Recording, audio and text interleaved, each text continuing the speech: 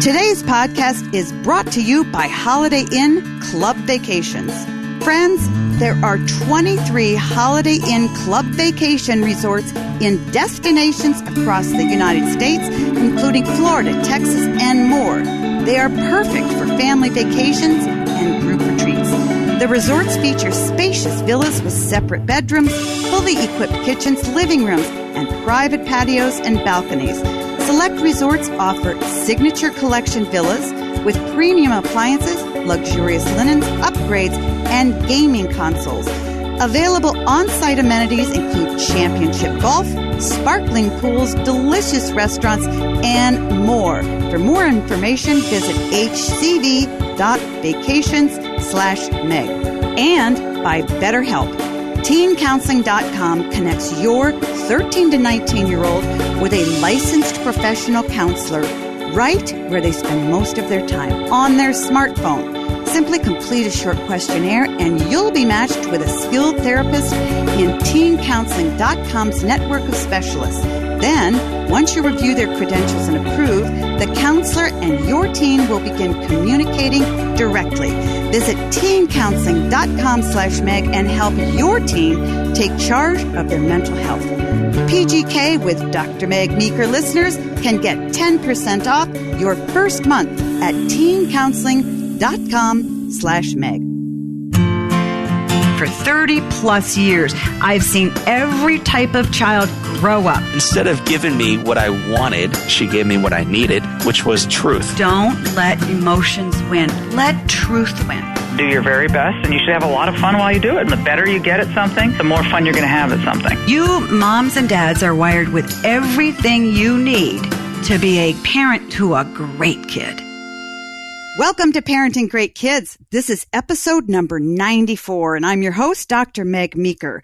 We have a wonderful guest today. Her name is Dr. Carrie Quinn. She's the executive director of the Mount Sinai Parenting Center. Dr. Quinn received her undergraduate degree in science business from the University of Notre Dame and her medical degree from Tufts University School of Medicine. Dr. Quinn completed her residency in pediatrics at Boston Children's Hospital and Boston Medical Center in the Boston Combined Residency Program in 2004. She has been in private practice for 6 years prior to joining the Department of Pediatrics at the Icahn School of Medicine at Mount Sinai in 2012. You will love our conversation. As always, I will share my points to ponder so you have something to use right away. And remember, parents, don't just download the episodes. Click the subscribe button, because when you do, you are joining my parenting revolution, and each new episode will automatically show up in your subscribed list. Not only are we on iTunes, but the PGK podcast is also available in the Google Play Store and on Stitcher. So no matter where you get your podcast, subscribe today. I want you now to listen in on a conversation I had with Dr. Carrie Quinn. I know you're going to enjoy it. Well, Dr. Quinn, thank you so much for joining us on our podcast today. Thank you for having me. You are doing some really intriguing work. And before we talk about specifically what you do now, I wanted to back up a little bit to 2014. You are working at Mount Sinai Hospital and created a parenting center in 2014. Can you talk about why the parenting center was developed and why you got involved? Yes, that's a great question. Well, I was working at the time in our general faculty practice here at Mount Sinai with a colleague, another pediatrician, Blair Hammond, and she had a friend at the time who's now our co-founding director, Lisa Pressman, who is a developmental psychologist, and the two of them had talked quite a bit about the siloed fields that they work in of, pediatricians and developmental psychology, and how they really had talked about bringing those two fields together in a way that could really serve more families and patients with the knowledge and the science that is out there about early childhood development. And, I had experienced the same in my own practice where I finished my pediatric residency and felt well prepared and well trained to treat, the more serious medical conditions that we are faced with, like meningitis and pneumonia, and which antibiotic to use. And then when I went into primary care, felt very unprepared to handle the parenting questions that came up most frequently, which were often about behavioral issues or about discipline or about a child's development and how to optimize it. So I had experienced the same thing that my colleague Blair experienced, and to meet somebody in the fields of developmental psychology that had so much knowledge about these parenting topics, we realized that there was a big gap in the training of pediatricians, especially for the needs of parents today. Well, this is completely intriguing because I graduated from my residency in 1987. So it was a long time ago, but I felt exactly the same way. And I felt not just on social emotional development, but any kind of medications that were used for treating ADHD, depression, anxiety, because back in those days, psychiatrists were the ones who gave out the Dexedrine. We didn't have Adderall and Concerta. And I know I'm making myself sound like I'm 103, which I'm not. But I came out very comfortable, as you said, working in ICU, working with a child with meningitis. But when it came to the bread and butter of pediatrics and the things that parents were really concerned about, I had to go off on my own and re-educate myself about behavioral issues and psychology and psychiatry. And I think that was frustrating for parents, and it's frustrating for pediatricians as well. So I think you're absolutely right. And kudos to you for pointing out this huge gap. Now, I could hear some skeptics out there, particularly physicians listening, who'd say, you know what, social emotional development and early learning is really sort of outside the pediatrician's domain. Why don't teachers and social workers and psychologists deal with that? Why do we pediatricians need to spend time focusing on that and not just medical illness? Yeah, that's a great question as well, because we were faced with that early on. And there are several reasons that this needs to be, it is, and it needs to be within a pediatrician's domain. First of all, there is more and more science showing that early parenting environment is so critical, yes, to a child's social emotional well-being, but actually to their physical health outcomes. So we're learning that toxic stress in those early years, where there isn't this supportive, nurturing relationship with a parent, can lead to actual epigenetic changes in a child and put them at risk for diseases, put them at risk for asthma and autoimmune illnesses and cancer and other things that we're realizing that stress alone can turn genes on and turn genes off in a way that affects a child's health. So it is a part of a pediatrician's role, if their role is to provide the most optimal care for a family for that child's health. Secondly, because pediatricians actually have access to these families in the earliest years. They are a trusted professional that is seeing families from the moment a baby is born. And we have this incredible opportunity to reach parents with this science and this information in the earliest years. So it's really critical part of the role of a pediatrician. You're absolutely right, because we have privy into that child's life from day one. And I mean, it's an enormous and sobering responsibility, but very important. So let me just reiterate what you said for our audience who are parents. So you're saying that during the first, particularly 4 years of life, that any emotional issues that the child may be experiencing, or parents are experiencing, or siblings experience, particularly if there's a lot of anxiety and stress in the home, actually affect the health of the child, the physical health of the child, but physical growth of the child as well? Yes, it really affects everything, this early environment. So yes, it affects their physical health and well-being. And we know it affects their social emotional well-being as far as how well they handle distress and challenges that may come along. But it also affects their learning. So it really affects all domains of a child's optimal development is kind of that environment that they're in the earliest years. Mm-hmm. So if we have pediatricians out there listening, you're probably scaring them right now saying, wait a minute, I want to do the best for my patients as I can. And I could be missing things here. And we're really not here to say you're missing things. What you're trying to do is sort of reframe the parent-doctor relationship so that we're not adding a burden to the pediatrician, who may feel overwhelmed, or the parent who may feel overwhelmed. What you're really trying to do is just address that gap in the medical field, correct? Between taking care of physical needs and taking care of emotional needs. Yes. It's another concern that we're faced with when we started this parenting center with a big emphasis on training healthcare providers was that healthcare providers don't have more time. They can't take on another additional burden of something they should be doing with the limited time they have.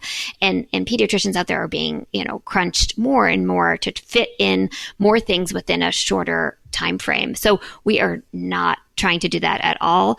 We are trying to help providers with things that they already wish they had been trained on, and they want a better way to handle the questions that parents bring up, or they want ways to help the families that they deal with, in a more fulfilling way where they feel like they can actually make a difference. So it has been received by pediatricians as something like, thank you for helping me feel more comfortable, feel more confident discussing these concepts with parents. Thank you for providing me with a tool where I can feel like I can help a family where otherwise I didn't feel like I could solve their problems.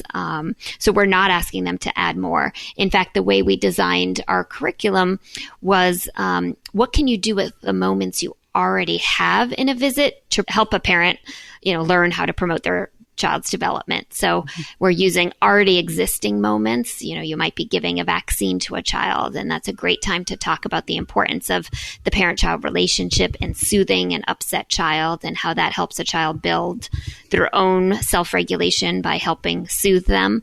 So it's already existing moments of just slightly how you can do it differently to build a child's development. We're also not asking parents to do more with their day. The things that are optimal for a child's development and learning can exist in the day-to-day activities a parent already does with a child. It's just a slightly different twist and a different lens on how to do those moments. So you might be folding laundry with your child. That's a great time to promote, problem-solving skills. That's how you can teach them to match socks together or teach them about different colors or different sizes. It's really all about using moments that already exist both within the healthcare setting and within a parent's day-to-day life to better promote a child's development.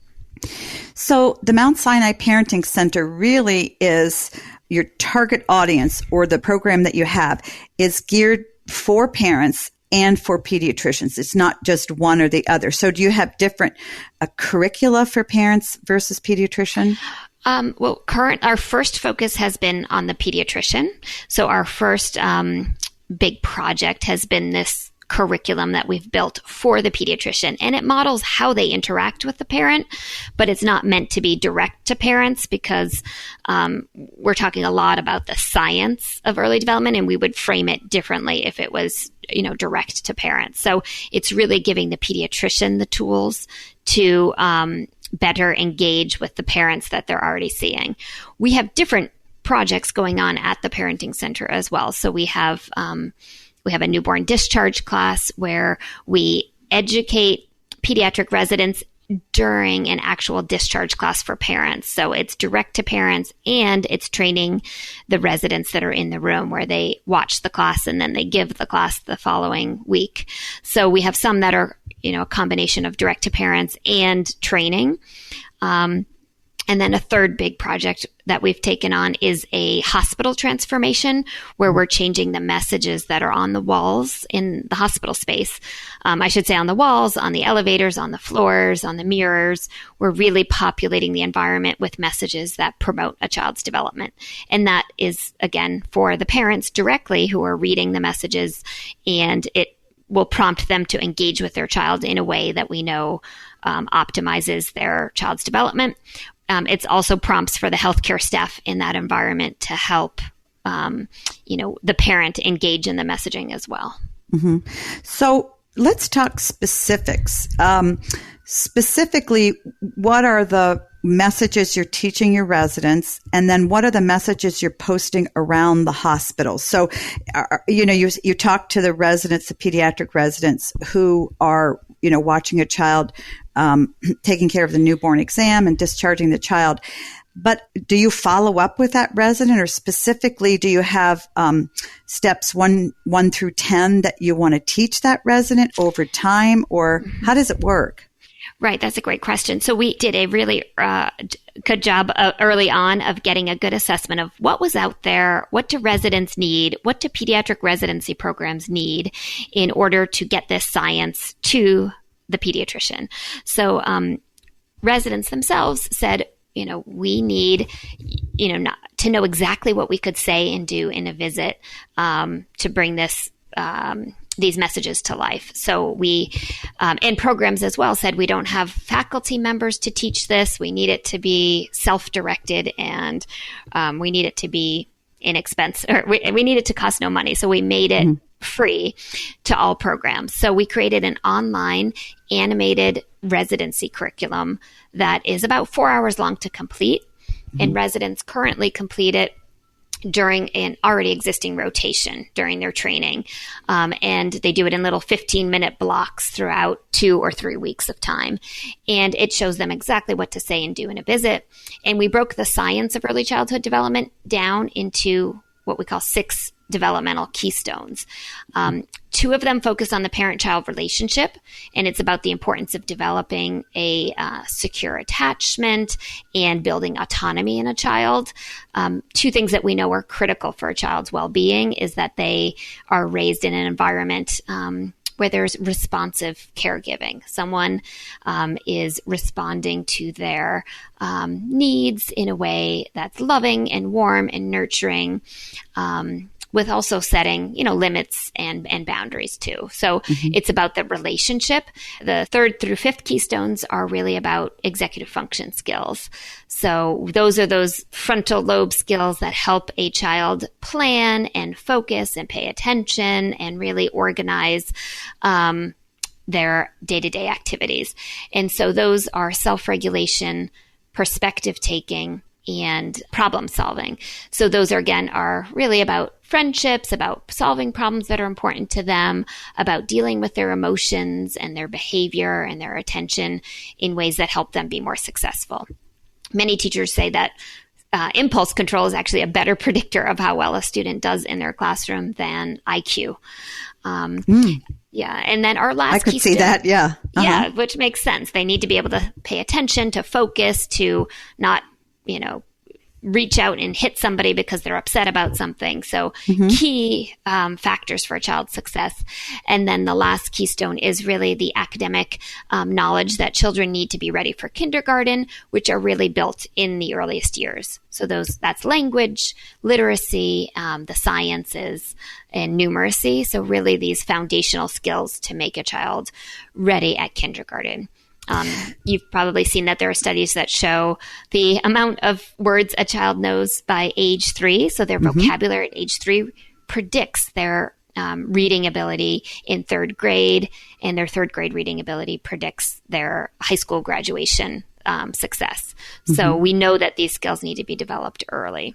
Right. So very we're teaching early. The resident, those developmental keystones, how they're developed in the early years, and what the pediatrician can do to help a parent promote the development of those keystones. That's wonderful. Now, let's talk about the work that you do directly to parents. So that you teach residents how to help parents and teach parents. what does the Parenting Center do for parents directly? Do you have classes, programs, online courses? Yes. Yeah, so right now we have a newborn discharge class. So again, every parent that's discharged from Mount Sinai we offer to them this 1-hour class that weaves together the standard discharge material that a parent used to be given. This is how you change a diaper. This is how you take a temperature. And we weave in these developmental concepts of the importance of engaging with your child, the importance of back and forth conversations with your infant, the importance of reading your child's cues and your infant's cues and responding to them in a loving, consistent way. We talk about sleep and ways to develop early sleep habits and routines. We, talk about the importance of touch and soothing a child. So we weave these developmental concepts in with the typical medical information that's delivered to parents before they're discharged. That's direct to parents. In addition, we are building right now a parenting space within our waiting room that will have resources for parents. So on our website right now, we have handouts for parents based on their age. So www.mountsinaiparentingcenter.com. Parents can go and they can go to a certain age or a topic and receive key information that is based on science on how they can handle that question or concern. So it might be a discipline issue, a 2-year-old having a tantrum. How can I, address that tantrum in a way that's not punishment, but it's actually teaching my child skills that can help them in the future. So we have plenty of those handouts online right now, but we're also gearing up to have them delivered in the waiting room to parents who are waiting for their visits.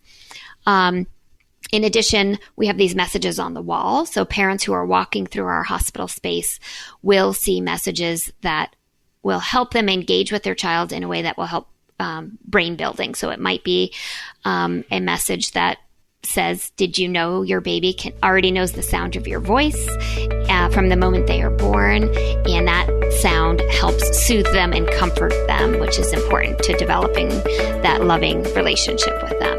So it's messages like that that are populated throughout the hospital. Parents, I hope you're enjoying my conversation with Dr. Carrie Quinn.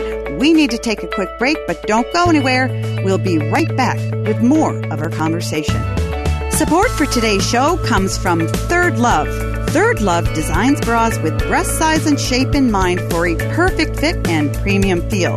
This is hands down the most comfortable bra you'll own, with straps that won't slip and tagless labels, not to mention lightweight, super thin memory foam cups that mold to your shape. Every customer has 60 days to put their bra to the test. And if you don't love it, return it. And Third Love will wash it and donate it to a woman in need, supporting charities in their local San Francisco Bay Area and across the United States. Friends, I love Third Love bras and underwear. What they say is absolutely true. You won't even know you have a bra on. They don't itch, they don't pull, and they don't dig into your shoulders. You've got to try Third Love bras. Third Love knows there's a perfect bra for everyone, so they're offering my listeners 15% off your first order. Go to thirdlove.com/Meg now to find your perfect fitting bra and get 15% off your first purchase. That's thirdlove.com/Meg for 15% off today. KIWI creates hands-on projects for kids of all ages to make learning about STEAM fun. This holiday season, a KIWI subscription makes the perfect gift for every young explorer, engineer, and artist in your life. KIWI is designing the future of play by making it engaging, enriching, and seriously fun. They create hands-on projects and toys designed to expose kids to concepts in STEM, art, and design. Their mission is to help kids build creative confidence and problem-solving skills and have a blast while doing it. There's 7 lines to choose from, catered for different age groups and topics, like the Panda Crate for babies or the Eureka Crate for kids 14 and older. Each box comes with all the supplies needed for that month's project, plus detailed kid-friendly instructions. KIWI projects are available via flexible monthly subscriptions or for individual purchase. They have gifts for kids of all ages, so there's something for everyone on your list. Friends, I have grandkids ages 6 down to 1, and I have used KIWI projects for each and every one of them. I have actually learned some things too. KIWI projects would be a wonderful gift for your kids or grandkids this holiday. KIWI is offering you the chance to get your first month for free. To redeem this offer and learn more about their projects, visit kiwico.com/Meg. How are parents and residents responding to the teaching you give them? We've gotten great responses. I mean, residents themselves are loving the curriculum because, again, they don't feel prepared when they finish their training to go out into primary care and handle parenting questions because often they're not parents themselves and they didn't get, all the training they needed. So residents have been very positive, and programs have been very positive too. So our curriculum, like I mentioned, is online, and that was designed so that we could scale it to all pediatric programs across the country. Mm-hmm. And so we are already, we started with 8 sites across the country, and now we're at 57 pediatric residency programs. And the programs have loved it as well, saying this is really filling a gap in their training. Parents as well, parents have loved our newborn discharge class. Our messaging around the hospital just went up a week and a half ago, so we're just now collecting information from the parents about that. But so far, the response has been great. Wonderful. I bet. I mean, I would think if I had that during my pediatric residency, I would have eaten it up because I'm very interested in, child development behavior and, adolescent development and behavior as well. Mm-hmm. I'm trying to envision the parent here who's listening, who is in Michigan or has never seen your materials or heard of the Mount Sinai Parenting Center, who says, this all sounds great. I have a 3-year-old and a 1-year-old. I'm a full-time working mom, and I'm doing the best I can. How can I? I spend a tremendous amount of time away from my child because I work.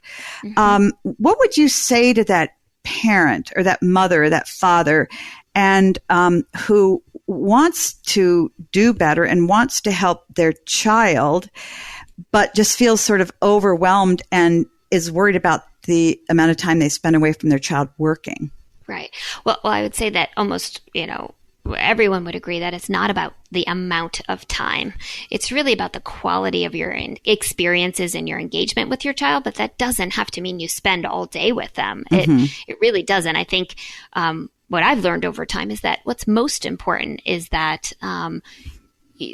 that the parents are feeling good about what they're doing. Because I think guilt and maternal guilt and working mom guilt or stay-at-home mom guilt is corrosive to everyone. And I feel like we all need to do a better job at supporting parents in general for the choices they need to make or the choices they do make in their lives. And that's not important how much time you have with your children, but that when you do have those moments, that there are things that, you can be doing and engaging, and everybody's learning all the time. Parenting, we say, is a journey, and no one's, has a child and is given a manual that says exactly what they need to do. Mm-hmm. It's a journey, and we're all learning along the way. And I think, I feel like parents, our goal is to help parents. And when they have questions or concerns or like, what might be an effective way to handle this developmental behavioral issue of my child's hitting someone or biting at school, or they won't go to bed at night. Our goal is to help provide reassurance and guidance and help give them the science of like, here's what the science tells us, you could do in this moment. And it may or may not work for you, but we want to be a helpful resource to those parents who are dealing with those issues and want to handle it in the best way possible. But just, it's really hard to sort through the amount of information on the internet and in books. And so our goal is to help curate that in a science-based way for those parents. Well, and I really appreciate that. Because there's so much information out there and parenting blogs and this kind of thing that is medically inaccurate and misleading to parents. And what I find is that when parents see too much and take in too much information, because parents are working really hard to do a good job. Yes. They read and read and read because they really want to do a great job. The problem is, they're turned to the left, they're turned to the right. They don't know what's up. They don't know what's normal. So I think it's fabulous to have one place, the Mount Sinai Parenting Center, where they can go and say, okay, this is what science recommends I do. And I'm glad you addressed the sort of busy, guilty parent, because I think that I totally agree with you. Little changes that parents make during the moments they're with your child can make a huge difference to the child. And we don't think about that. But learning how, for instance, one small thing, learning how to be present with your kids when you're home. Yes. How to sort of turn off work. That's one of the things I learned very early on when my kids were young, but I had to sort of teach it myself, is that, okay, I'm going to leave work behind and I'm not going to worry about this lab or this patient. The moment I walk in the house, I'm really going to look at my kids in the eye, be present, listen to them. So offering small little changes for parents to do really is possible for even the parent who feels very overwhelmed. Wouldn't you agree? Yes, definitely. It's really not about more time, and it's not about more money, and it's not about having more things for your children. So I think you're right when you're saying it's really just in the moments you have, being present, connecting with your child, making them feel seen and heard and understood.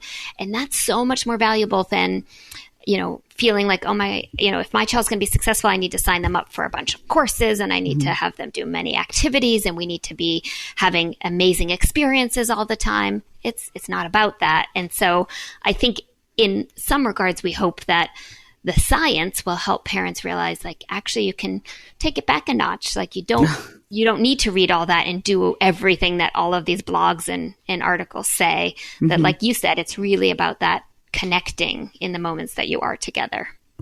And one thing I'd like you to address a little bit too, because it's exactly what I'm trying to tell parents, what kids really need to grow up to be emotionally healthy and mentally healthy, and to have a strong sense of identity and who they are, is not more stuff to do, right, but a better relationship with their parents. Yes. But I can't get parents to see that. So stop the 3 activities after school per semester, dial down one and spend a little more time with your child. Can you just address that? Yeah, I feel like our society is definitely moving towards that way of, like, the scheduled child is so over the top right now that, and the parents are just seeing other parents doing it. So you do feel like this is what needs to be done.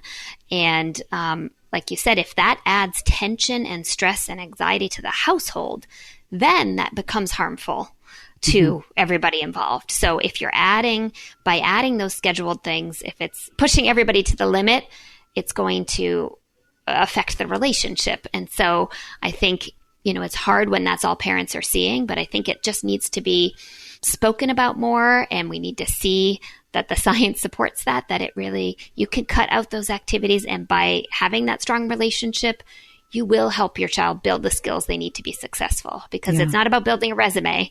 It's really about building that child's, sense of self and well-being. And that just comes from the back and forth interactions with the loved ones around them. Yeah. And I think that a lot of parents, particularly mothers who are feeling guilty, and mothers are great at feeling guilty. I was, yes. I don't feel Always. guilty as a grandparent now, but as a parent, I sure did, of sort of devaluing ourselves and our time with our kids. We have this sense that, time spent on a soccer field with a good coach, or time spent in the pool working towards being able to swim at a D1 college, or, those kinds of things are so much more beneficial for our kids, because spending time with mom or spending time with dad or eating dinner together is just not that important in the big scheme of things. But it actually is more important, I found, because most of those kids don't go on to be professional athletes or whatever. As a matter of fact, a lot of them go to college and go, okay, now it's time to study and stop doing the athletics. But I think that parents are willing to surrender their time with their kids and put them into programs because they really devalue themselves and their interaction with your kids. Do you agree or disagree? Yes. No, I think when you say it that way, it's really, I've never thought about it as the parents not valuing their own role, but you're right. There is an element of and it's probably the biggest thing I've learned from doing this work and realizing the field of child development and how do they develop well, and realizing that everything comes down to that relationship, realizing, wow, like you said, it is so fundamental to their success in life. And when you empower that child with that relationship, and that what they gather from that is their own self-worth, they can succeed in everything because they believe in themselves. Right. And so you're right. It's not about the coaching and the skills. It's about the individual child and them feeling loved and heard and seen. And with that, their own passions will come to fruition, and they'll be successful in whatever they do. Yeah. That's definitely something that it's hard to express and get out there to the general parents who are in this very busy world where they are just trying to do what they think is best. And often that is signing them up for many activities and getting everybody a little bit frazzled. Right. Because really, we've got it reversed. We want the performance and the activities and then the relationship, which usually doesn't work. But when you start with relationship, then the success in all the other things follows. So we only have a couple of minutes. What is next for the Mount Sinai Parenting Center? Well, our goal is, with everything we're doing, we're trying to scale. So whether it's training the healthcare providers or getting out, our newborn discharge class to parents, it's really scale. We are not, just about what's happening at Mount Sinai, but it's really how can we transform how pediatrics can reach parents. And so our goal in the next year or two is really scaling everything that we're doing. So we want to not only, we're training pediatric residents here, but it's about training the entire next generation of pediatricians so that they are viewing their well child visits with families in a different lens. Mm-hmm. And then it's getting to every newborn parent and getting this information on ways that they can develop their relationship with their children in the early years optimally, and getting that out to all families, whether it's the messaging on the walls. It's about, with that messaging, it's about doing it here at Mount Sinai and seeing how it works, and then having other healthcare institutions use their walls and their elevators as vehicles for getting these messages across. In addition, we'd like to do more work direct to parents where we could almost help follow a child developmentally from each well child visit and directly give them the science curated for them as well. So we have lots of resources and lots of videos and handouts and other things for parents, but it's about how can we scale it across the country. Yeah. Well, I think you can, because I think the work is so important and necessary that that it will become scalable somehow because people want it. It's not like you're going to have to push it hard on people.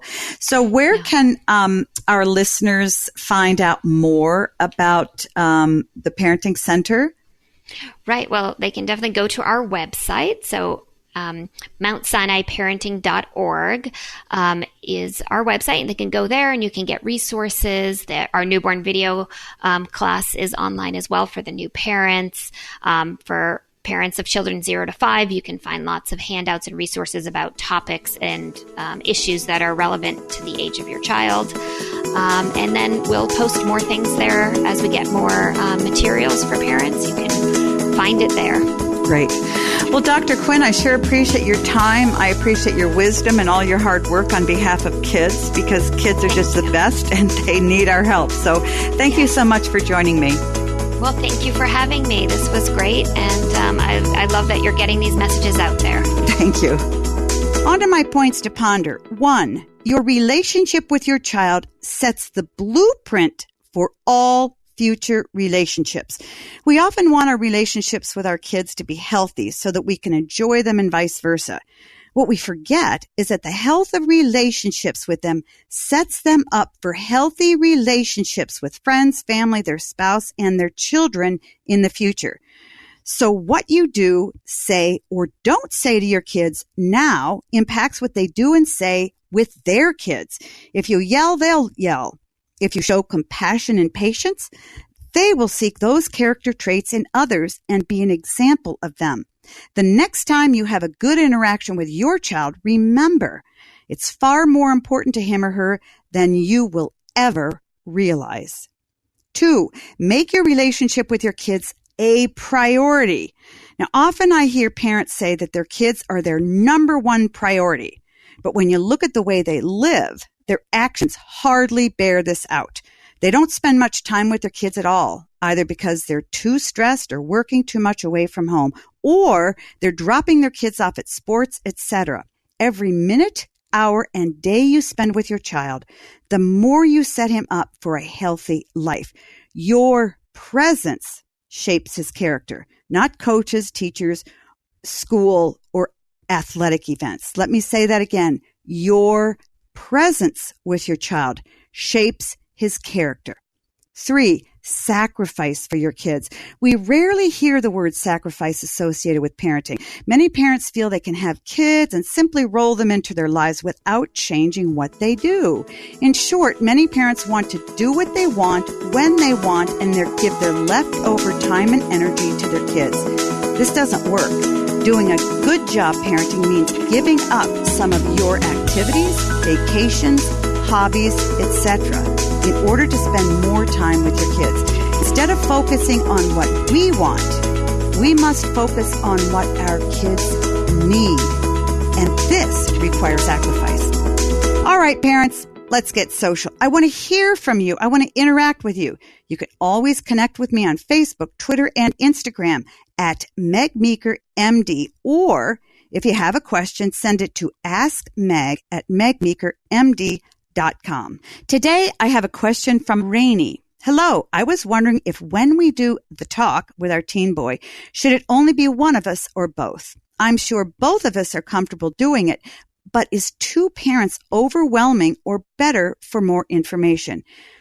Well, Rainey, here's what I always tell parents. If both parents are comfortable doing it, it's best if they can both be together, because you need to let your son know that sexual activity is a healthy thing, that both of you are comfortable with it, and that you are there to support him and teach them your beliefs about sexual activity, what you know is true, to give him the medical facts, and to not shame him, but to be very positive about sexual activity. Here's the bottom line. Whether it's one of you or both of you, he will be embarrassed. He will probably look at the ground. He will probably say, "Don't talk to me. I don't need this. I know what you're talking about." May even giggle, but press through. Those are very normal responses. Talk to him gently and continue to talk even if he looks uncomfortable. What a lucky boy to have 2 parents who are willing to talk to him about sexual activity. Parents, I love answering your questions, so keep sending them in to me. You can email me any question to askmeg@megmeekermd.com. Again, askmeg@megmeekermd.com. Also, I wanted to let you know that I have a new site in addition to Meg Meeker MD, and that is meekerparenting.com. Check it out, meekerparenting.com. I want to thank my guest, Dr. Carrie Quinn. To find out more about Dr. Quinn, you can go to parenting.mountsinai.org. Once again, parenting.mountsinai.org. Let's recap my points to ponder. 1, your relationship with your child sets the blueprint for him or her for all future relationships. 2, make your relationship with your kids a priority. 3, sacrifice for your kids. So until next time, parents, remember, great kids are raised, not born. Hey, this is Bobby, producer of Meg Meeker's Parenting Great Kids podcast. Thanks for listening, and because of your dedication to raising great kids, Dr. Meg's Parenting Revolution has grown to over 3 million downloads. Head on over to Facebook and Twitter and follow @MegMeekerMD and check out what's new at megmeeker.com. And while you're there, sign up for the newsletter to stay updated and get information about giveaways. Don't forget to share the podcast with other parents, subscribe so you won't miss anything, and leave us a review so we know how we're doing.